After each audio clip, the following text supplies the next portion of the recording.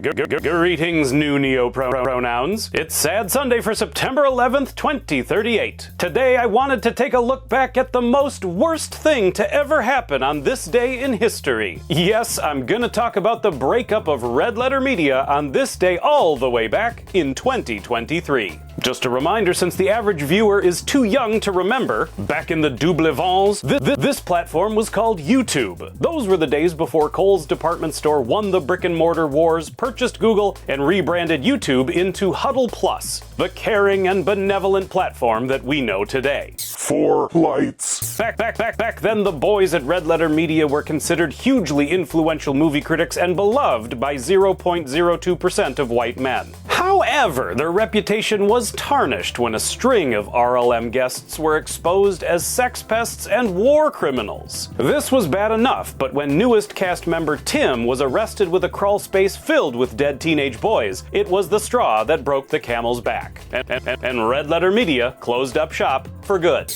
Help me. After the breakup, Mike's dementia was accelerated due to his alcoholism, and he was quickly shepherded into a senior living facility. While questioned many times by the police, he never revealed what happened to Jesse. Sadly, in the end, all that was left of Mike's brain was the names of characters who appeared in single episodes of Star Trek: The Next Generation, such as Kevin Uxbridge. The stress of the breakup caused Jay to lose 5 pounds, making him too small to be seen by the human eye. It is rumored that he lives on the head of a pin inside the Smithsonian. They won't let me leave. Josh and Jack went solo, or duo more appropriately, and launched The Josh and Jack Show, a prank channel in which Jack is the constant victim of Josh's malicious practical jokes. After that failed to catch on, they moved the show to Pornhub and retooled it as The Jack and Josh Show. But much like Josh, it didn't last very long. Ooh. Currently, there is no information on Colin or the other one from Canada, since our neighbors to the north constructed their Butte Wall across the southern border and cut off all communication back in 2027. I like to think they're doing well. As we all know, Rich Evans died of complications from diabetes back in October of 2023. But shortly before his death, his consciousness was uploaded to a computer and now runs all the voting machines used in US elections. Famously, Rich AI has overseen the 6 historic landslide victories of President Trump. Disconnected. Please disable. The end of RLM was a tough day for many. Of course, it was ultimately a moot point as critics became obsolete in 2030. That's when Disney, after being acquired by Kohl's, successfully lobbied to make saying anything negative about Tron 5 classified as a federal mega